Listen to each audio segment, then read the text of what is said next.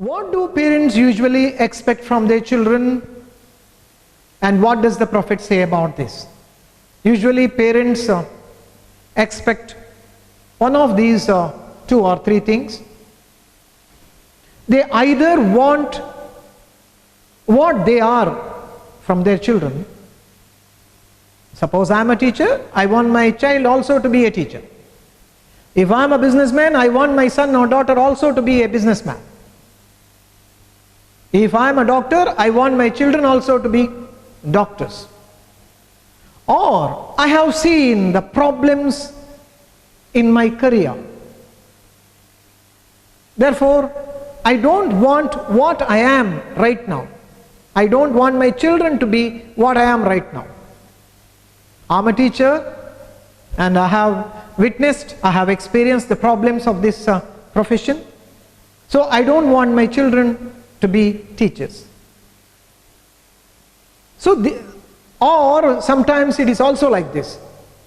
The parents have failed to accomplish something in their life. I wanted to become a police officer, and I think unfortunately I couldn't become a police officer. Then what do I expect from my children? Any one of my children should become a police officer. So what I have failed to accomplish in my life, my children will be able to accomplish. These are the common expectations of our parents from their children. But according to the Prophet, all these are not correct. Next question, why shouldn't the parents expect their children to be like them? Yeah. What is wrong in expecting our children to be exactly like us?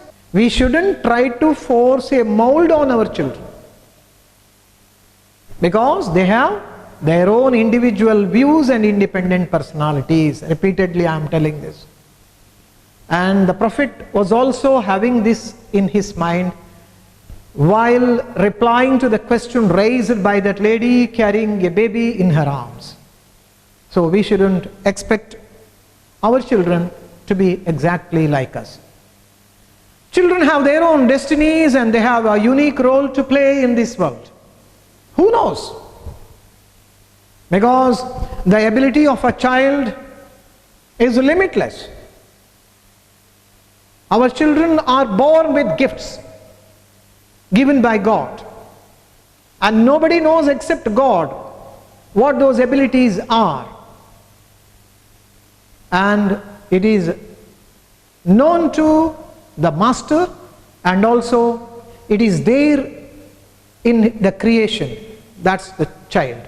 Therefore, children have their own destinies. They have a unique role to play. We should not expect our children to be like us. Let us go to the next line of this poem. You may strive to be like them, but seek not to make them like you. You may strive.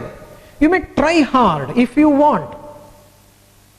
If your daughter is a very good dancer, you can try. You can also try to be a dancer. Nothing wrong in it. If your son is a very good artist, you can also learn the tricks or the skills of painting or drawing. Nothing wrong in it. But you may have to work hard. You work hard, you try hard, and be what your children are. You may strive to be like them, but not to make them like you. You are an artist. Don't try to, or don't force your children to be an artist. But sometimes it happens. If the parents are artists, children also become artists. That's possible. But it should not be done on compulsion or by force. If they are interested, if the children are interested, they can become anything what they want to become. But seek not to make them like you. Don't force your children to be what you are. You can become what your children are. That's also very interesting. It is because for life goes not backward nor tarries with yesterday. How does life move? Life always goes forward. It doesn't tarry. Tarry means linger, stay. Stay for a longer duration. Life doesn't stay for a longer duration in yesterday, with yesterday. Ours is the past, it's the history. And for the child, it is the future. He or she has to live and achieve. So don't force your child to come back to the past. That is what you are. For life goes not backward nor tarries with yesterday. You are the bows from which your children as living arrows are sent forth. Look at this line. One more beautiful line.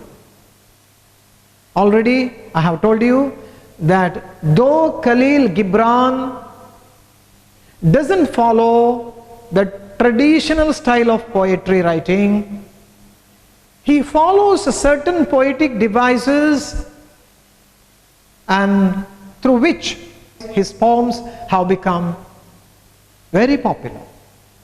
Here again, Khalil Gibran uses one particular or another poetic device, a figure of speech. You can notice here, you are the bows from which your children as living arrows are sent forth.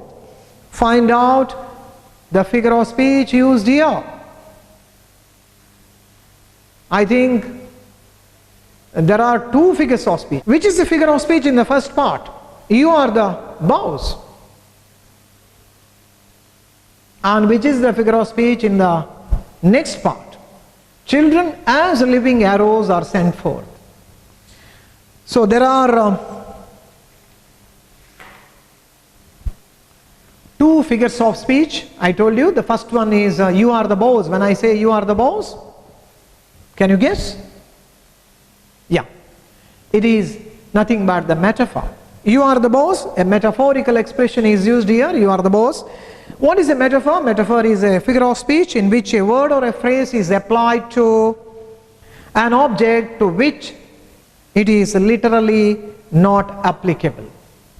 A figure of speech, metaphor is a figure of speech in which a word or phrase is applied to an object to which it is literally not applicable. Here, which are those two words? You, the parents. Bows, it is an object. You, the bow is applied to you, the parents. Literally, these two words are not applicable to each other. But the poet uses this, which means the parents are the bows. This figure of speech is called the metaphor. One more example. Can you think of another example for a metaphor? I can give you if you want. All religions are the branches of the same tree. If I make a sentence like this, all religions are the branches of a same tree. Religion and the branches of a tree, literally they are not at all connected to each other, but still you can compare them. And here this kind of comparison is called, if you compare a religions to the branches of trees, we call it a metaphor. Here parents are compared to the bows. In the next part there is another expression, children as living arrows. Here children are compared with the living arrows, Jivanta Banagalu. Again there are two words, literally they don't have any connections, but still they are compared, but in a different way. You can notice there one word as is used. When two words are compared using either a word as or like, we call that comparison or a figure of speech is called a simile. Here, children as living arrows is the next figure of speech, which is simile. You can give another example if you want for a simile. He fought like a lion in the battle. Here I used the word like, so by comparing like that, it becomes a simile. So you have seen two figures of speech here. You are the bows from which your children as living arrows are sent forth. You can see a picture here. In this picture, there is a bow, and who is sending forth that arrow from that bow is the question. Can you imagine? Is it the parent who is sending the arrow from the bow? No. It can't be the parent, because already the prophet has said, you are the bows. Parents are the bows. So if the parents are the bow, then they can't become the archer. Children as the living arrows. So children are the living arrows. Now the one answer for one question is remaining, who that person is who is sending forth the arrows. Go to the next line and you will get the answer for that.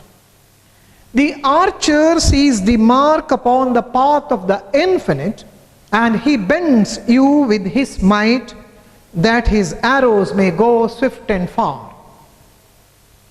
The archer sees the mark upon the path of infinite, and he bends you with his might, that his arrows may go swift and far. Dear students, can you notice the words he, his? In these words, the first letter, the H, is capital. What does it mean? If we use a capital letter in the word he or his, it suggests that those words refer to none other than that force. In the beginning itself we discussed about that. That force is responsible for our children. And that force is stronger than ourselves, and we call that force as nature or God. And who then is that archer? The answer is very simple. That archer is none other than that force greater than ourselves, and it is the wish or the desire of that force which is responsible for the birth of our children. So here, what is the archer doing? What is God doing? He has his eyes set on a target. You can see there, his eyes are set on a target. And where is that target? According to the prophet, that target is upon the path of infinite. What is the meaning of the word infinite? In Kannada we say Ananta. Ananta Dura. The Duravanna alate madlik sadhya illadashtu dura. The distance cannot be measured. Such a distance is called infinite. So where do you want the children to reach? Which is the destination for your children? If we fix a destination for our children, certainly it will have a limit. But if the archer decides the destination for our children, then the destination or the distance will be infinite. Therefore, the archer sets his eyes upon the path of the infinite. In the Indian philosophy, according to the Indian philosophy, we say that we all have come from infinity and we are on our journey back to infinity. Where have we come from? We don't know. Where were we earlier before this birth? We don't know. We say that we have come, all of us have come from God's world. Where is it? Where is the kingdom of God? It is there, but the distance cannot be measured. Again, that distance is infinite. We all have come from infinity, and where are we going? After the death, we will go back to infinity. That's one interpretation. The other interpretation is the one which is very simple, what we discussed just now. It is the archer or the God himself knows the destination for our children. Therefore, the arrow is in his hand. So don't take that arrow into your hands. That is the message the prophet is giving through this poem on children.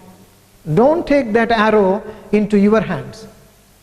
You will be doing injustice to your children if you do so. Let the arrows be in the hands of the archer only. Then what is your role here? Again, all these things are the metaphorical expressions used by the poet here. What is your role here? Your role is to become a bow. What role a bow has to play? It is given in the next line. Let your bending in the archer's hand be for gladness. So what should you do? What is your role? By being a bow to your children who are considered as or compared to the living arrows. Living arrows, remember. The adjective living is quite interesting to notice here. Our role is to bend. You can see that bow, how it bends. The more the bow bends, larger the distance the arrow will cover. It will cover a larger distance if the bow bends more. So let the parents bend in such a way that the arrow will go swift and far. Let the arrow go far and reach its destination. And how should you feel? How should you feel when you bend for your children? Now, bending for the children doesn't mean that you have to yield to the demands of your children. Nowadays, children, even before they enter the school, they may demand for a cell phone. And you bend and you yield for the demand. It doesn't mean like that.